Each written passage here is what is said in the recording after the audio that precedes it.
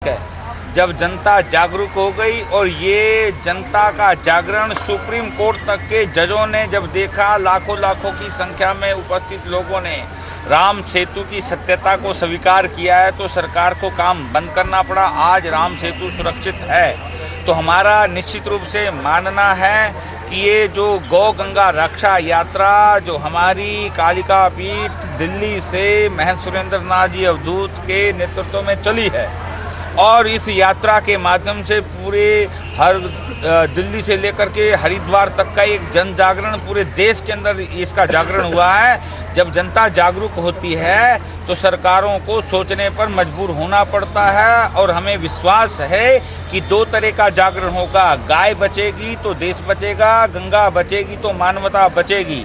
और गाय अगर कटती रही तो इस देश में और पूरी दुनिया में शांति नहीं हो सकती है, और अगर गंगा लुप्त हो गई तो संस्कार समाप्त हो जाएंगे, हिंदुस्तान नहीं रह पाएगा। इसलिए आज जनता को भी सोचना पड़ेगा। इसलिए हमारे संत महात्माओं ने, पूरे देश के महात्माओं ने गौ गंगा रक्षा यात्रा का जो संकल्प लिया है जनता को जागरण करने का, जनता जागरूक हो रही है। आप सहारनपुर की जनता के इस जन सैलाब को देखते हुए जो कल यहाँ पर यात्रा हुई, हमारे स्वामी अचलानंद गिरी जी जो तुरायानंद आश्रम के अध्यक्ष हैं, इनकी अध्यक्षता में कार्यक्रम कल हुआ, और हमारे महंत सुरेंद्र नाथ अवधूत जी जो हमारे साथ में हैं, ये यात्रा के संयोजक हैं, इन्होंने बहुत परिश्रम किया है। और मैं ये कहना चाहूँगा कि अब आने वाला जो कुंभ है वो गौ और गंगा के नाम से जाना जाएगा। गो गंगा रक्षा महाकुंभ की हमने अब की बार के कुंभ को नाम दिया है। ये यात्रा हरिद्वार में पहुंचेगी, हर कैंप में, हर शिविर में करोड़ों करोड़ लोग पूरी दुनिया के यहाँ आने वाले हैं, सारी दुनिया से संत महात्मा आने वाले हैं। सबसे दो ही सवाल किया जाएगा हम लोगों के द्वारा कि गाय और गंगा को बचाना है। और जब ये पूरा जागरण पूरी दुनिया में जाएगा, मैं समझता हूँ सरकारें भी इस पर सोचेंगी और जनता भी इस पर सोचेगी। तो हमारा काम है प्रयास करना, सरकार क्या करती इसकी चिंता नहीं, आगे बढ़ते चलो, और जनता जब साथ में होगी तो सरकारें अपने आप हिलेंगी।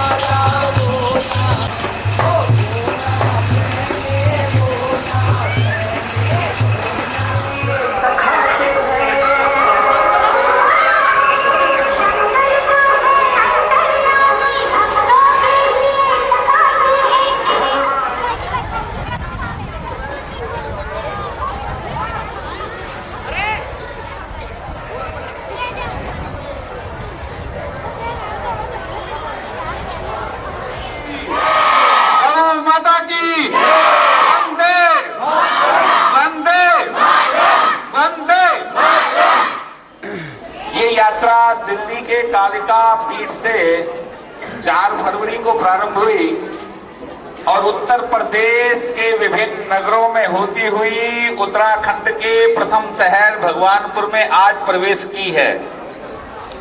इस यात्रा के संयोजक और जिनके नेतृत्व में यात्रा चल रही है हमारे कालिका पीठ, आपने कालिका मंदिर कालिका जी दिल्ली सुना होगा, वहाँ के पीठाधीश्वर हमारे देखने बड़े दर्शनीय हमारे महंत सुरेंद्र नाथ अवधूत जी, और उनके साथ में हमारे श्रीमान जयराम भारती जी, हठयोगी साहिलनाथ जी, प्रकाशानंद जी और तमाम हमारे सभी साधु संत। और दिल्ली से करीब जो है 25 वाहनों में लोग चल रहे हैं।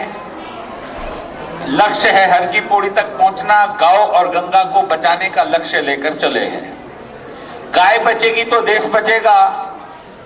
तो मैं बच्चों से कहूंगा एक बार जोर से नारा लगाएंगे, देश धर्म का नाता है गाय हमारी, देश धर्म का नाता है,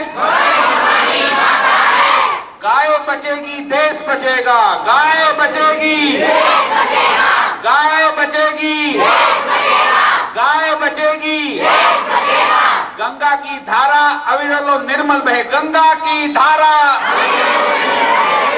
अविरल और निर्मल बहे, गंगा की धारा। गाय का रक्त गिरता है तो पूरी दुनिया में हाहाकार मचता है। आज लोगों के सामने क्वेश्चन है, प्रश्न है कि इस पूरी दुनिया के अंदर भ्रष्टाचार, अत्याचार, पापाचार, व्यभिचार क्यों बढ़ रहा, आतंकवाद क्यों बढ़ रहा है?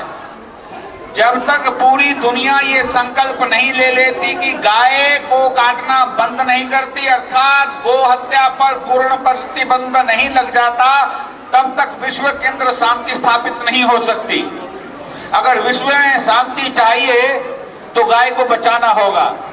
अगर भारत भारत बना रहे, हिंदुस्तान हिंदुस्तान बना रहे, हिंदुत्व कायम रहे, हिंदुत्व के संस्कार बने रहे, तो हमारी गंगा को बचाना होगा। गंगा अविरल और निर्मल होनी चाहिए।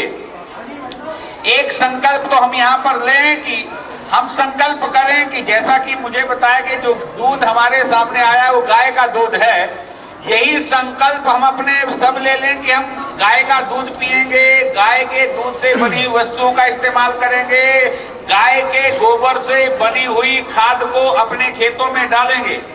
वर्तमान में जब हम देखते हैं, आप देखें डालडा है तो जहरीला है, सब्जियां हैं तो विषैली हैं, देसी घी है तो नकली है। तो विकास के नाम पर गंगा को खत्म नहीं होने देंगे।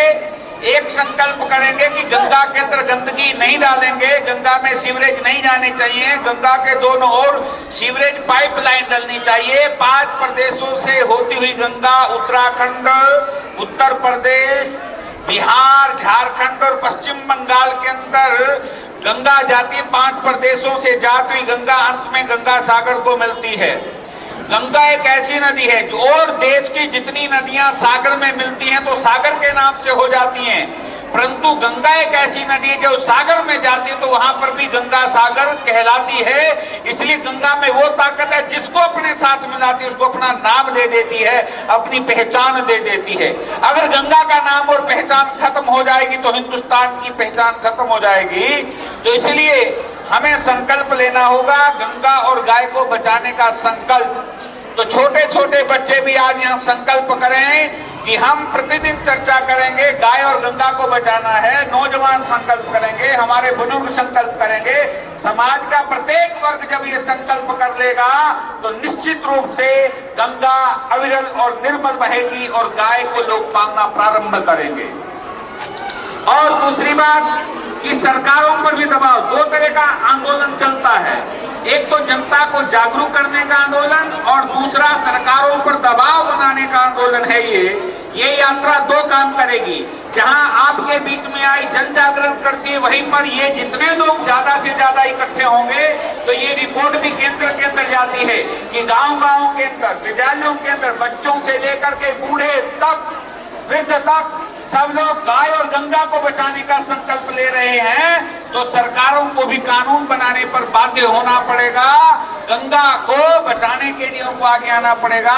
तो 2 तरह की चर्चाएं आज समाज के अंदर उठनी चाहिए। आप लोगों से भी अपेक्षा है कि आप भी इस प्रकार के कार्यक्रम में सहभागी बने। अब मैं हमारे महंत सुरेंद्र नाथ अवधूत जी से कहूंगा कि वो भी गंगा और गाय पर महत्व प्रकाश डालते हुए और जो है अपना संदेश देने की कृपा करेंगे। सुरेंद्र नाथ अवधूत जी।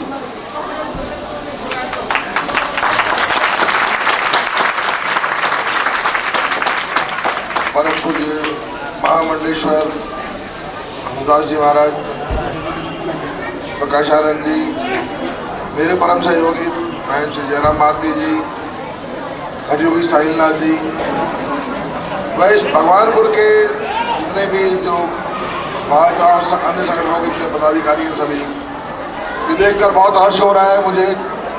जहाँ तक गौ और गंगा की महिमा की बात है, परम पूज्य हंसदास जी ने उस पर विशेष रूप से विस्तार में प्रकाश डाल दिया। अब तो मैं केवल इतना ही चाहूँगा कि जिस प्रकार आप लोग इस यात्रा का अभिनंदन करने के लिए, इस यात्रा से जुड़ने के लिए यहाँ एकत्रित हुए हैं, उसी प्रकार इस संदेश को जन जन तक पहुँचाएं, उनको जागृत करें, उनको गंगा के महत्व को बताएं। गंगा और गाय दोनों को माँ की संज्ञा इसलिए दी गई है, माँ तो केवल जन्म दे के कुछ वर्ष तक दूध पिलाती है, लेकिन जो गौ माता जीवन भर हमें दूध पिलाकर हमारा पोषण करती है, हमारे संतान का पोषण करती है, उसको काट देना कितना उचित है। और वही गंगा जल की दिव्यता को देखते हुए दोनों को विशिष्टता इसलिए प्राप्त है, न केवल हमारे सनातन धर्मी बल्कि अन्य विधर्मियों ने भी उनकी महत्ता को स्वीकार करते हुए उनको अपनाया। यहाँ तक कि अकबर और औरंगजेब जैसे विधर्मी भी गंगा जल का सेवन करते थे उसके दिव्य गुणों के कारण। और आज आप जानते हैं कि गौमुख से लगाकर हरिद्वार तक लगभग 11 बड़े बांध बनाने की परियोजना है, और छोटे बड़े अगर बांधों की संख्या अगर गिनती कराई जाए तो सैकड़ों में है। अभी कुछ ही बांध बनकर तैयार हुए हैं, उसके विनाशकारी परिणाम हमारे सामने आने शुरू हो गए। सरकार दावा करती है कि इन बांधों के बनने से इस क्षेत्र का विकास होगा, रोजगार के अवसर उपलब्ध होंगे, बिजली का उत्पादन होगा, लेकिन अभी तक जो आंकड़े सामने आए हैं उसमें वो केवल अपने लक्ष्य को छू भी नहीं पाए हैं। अब उसको और उसमें बाधा ये आ रही है कि गर्मी में पानी की कमी के कारण और बरसात में गाद के कारण वो परियोजनाएं कभी सफल हो ही नहीं सकती। दूसरी ओर रोजगार, जहाँ लाखों व्यक्तियों को रोजगार की अपेक्षा है, वो केवल 70 से 100 व्यक्तियों को रोजगार उपलब्ध करा सके हैं, और अभी तो कुछ ही बांध बने हैं। उस क्षेत्र में पर्यावरण का भयंकर संकट पैदा हो गया है, वहाँ के प्राकृतिक झरने सूख गए हैं, वहाँ के गाँवों में पीने के पानी का संकट पैदा हो गया है, और गंगा जो है केवल गड्ढों और झीलों में तब्दील होकर रह गई है, जिससे जल में रहने वाले सारे जीव जंतु मरने लगे हैं, सड़ने लगे हैं। ऐसी स्थिति में क्या विकास के नाम पर इस विनाशकारी गतिविधियों को हम जारी रखने देना चाहेंगे? कदापि नहीं। दूसरी ओर मुझे तो ऐसा लगता है, अगर विकास की बात करनी हो तो भारत में अन्य बहुत सी नदियां हैं जिन पर बांध बनाकर विकास किया जा सकता है। इस गंगा पर बांध बनाने का तो मुझे लगता है सोचा समझा षड्यंत्र है, क्योंकि अब तक हम दावा करते रहे हैं और ये दम भरते रहे हैं कि गंगा जल में वो दिव्यता है, वो गुण है जो विश्व के किसी भी जल में, नदी के जल में नहीं है। तो षड्यंत्रकारियों ने ये सोचा इस गंगा को सुरंग में कैद करके इस गंगा जल के इस जल को ही, इसके दिव्य गुणों को नष्ट कर दिया जाए। और आप जानते हैं अब गंगा जल उतना दिव्य नहीं रह गया, जहाँ जहाँ बांध बांध दिए गए हैं गंगा जल सड़ने लगा है। और जानबूझकर हमारे जितने भी आस्था के केंद्र हैं, आस्था के मानबिंदु हैं, उनके साथ खिलवाड़ करने की कोशिश की जाती है। विचार कीजिए, कहीं हमारे देवताओं के नगर चित्र बनाए जाते हैं, वहीं गौ माता का वध रोकने कलंक का मंत्र आज तक मिटा नहीं पाए। और ये निश्चित रूप से जिस प्रकार महाराज श्री ने कहा कि अगर हम संकल्प ले लें कि आज के बाद हम गौ दूध का सेवन करेंगे और गोबर से बनी खाद का हम खेतों में उपयोग करेंगे, तो निश्चित रूप से गाय की रक्षा होगी और गाय का संवर्धन होगा। यही संदेश दिया था भगवान श्री कृष्ण ने गोवर्धन पर्व के द्वारा, जिसको हम समझ नहीं पाए, केवल उत्सव बनाकर रह गए, लेकिन वास्तव में संदेश यही था कि अपनी जैविक खेती के तरीकों ना भुलाया जाए, उसमें गौमूत्र और गोबर का प्रयोग किया जाए, और होने वाला उत्पादन जो है हमारे स्वास्थ्य के लिए कितना लाभदायक आज पूरा विश्व इसको जान चुका है और उसको स्वीकार करता है। लेकिन दुर्भाग्य की बात है कि हम अभी तक उसके महत्व को स्वीकार करने के बाद भी गोवध को बंद नहीं करा सके, बल्कि गौ हत्यारों को फांसी देने की मांग हमारी है। हम चाहते हैं कि गाय को राष्ट्रीय पशु घोषित किया जाए और जो गौवध करने वाले हैं उसको दंड दिया जाए।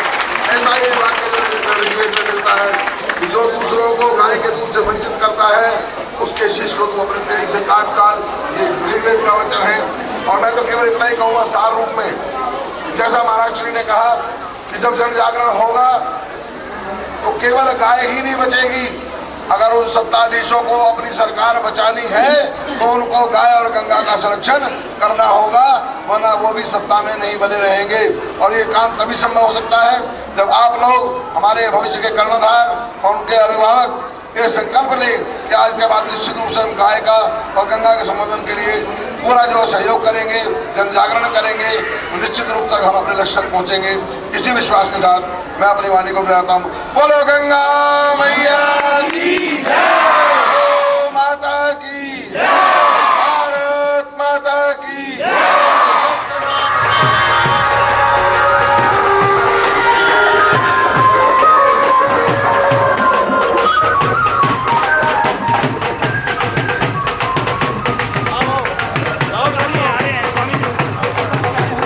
चलने दो, इन्हें चलने दो।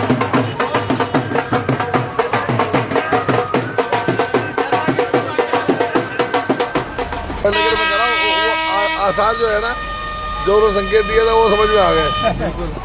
उन्होंने छाते थमाए थे, अब समझे नहीं। उन्होंने पहले इंतजाम किया था, हमारी समझ में नहीं आया था।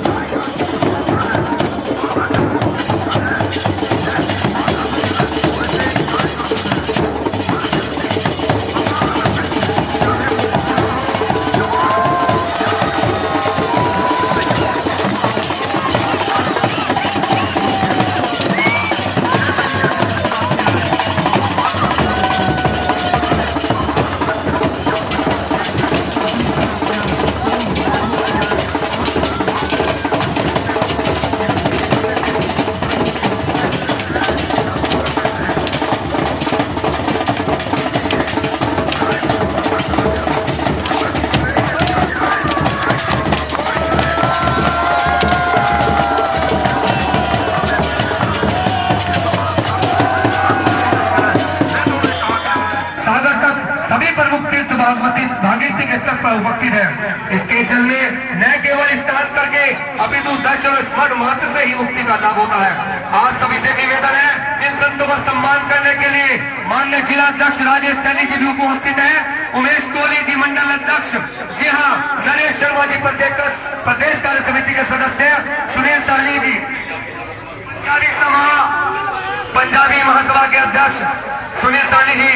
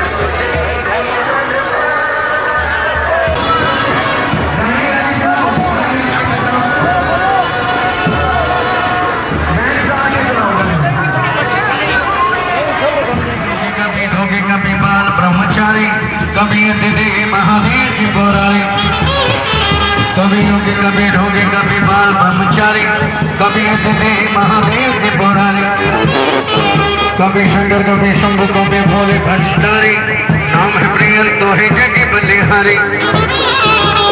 शिव का नाम लो सुबह शाम लो, शिव का नाम लो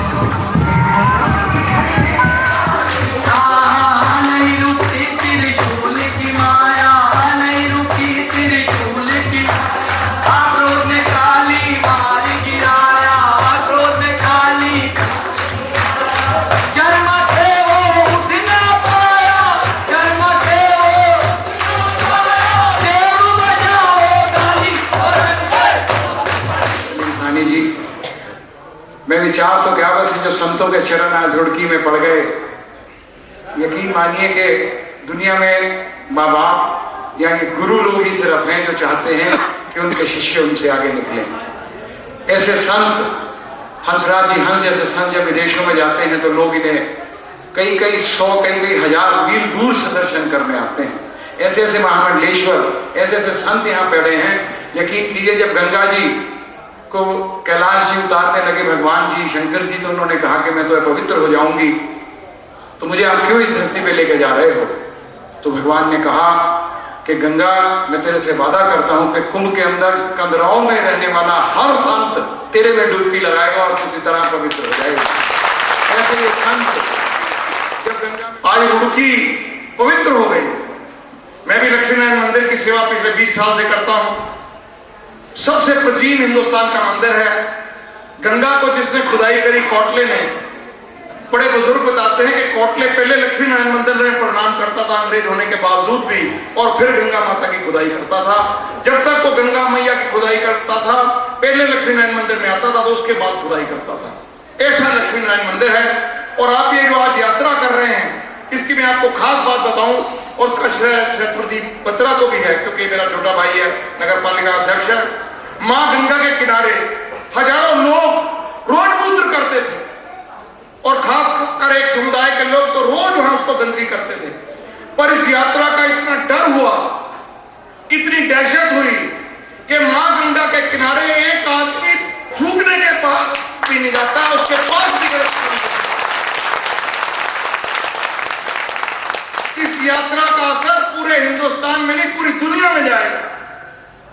ये मेरी बहनें, मेरी बच्चियां, मेरी 65 साल की उम्र हो गई। मैंने रुड़की में इतना उत्साह, गलती रही हमारी सेवकों की और प्रदीप बत्रा जी की। हमने लोगों को सिर्फ ये बताया था कि आपने उनको स्वागत करना है, उनको नमन करना है, उनको प्रणाम करना है। रुड़की में ऐसा स्वागत, ऐतिहासिक स्वागत आज तक भी किसी का नहीं हुआ जितना आप लोग का। अगर रमेश सरीन या साहनी जी, प्रदीप बत्रा जी ने बता देते कि उन्होंने हर मिलापी भवन भी आना, तो यहाँ तिल रखने की जगह नहीं मिलती थी। सिर्फ उन्हें यही आदेश हुआ था कि आप लोग जो है महात्मा जन आ रहे हैं और हमारे साधु संत आ रहे हैं, पता नहीं ये जो बैठे हैं कैसे कैसे ऋषि मुनि हैं, कि इनका सम्मान करना, इन्हें मिलना।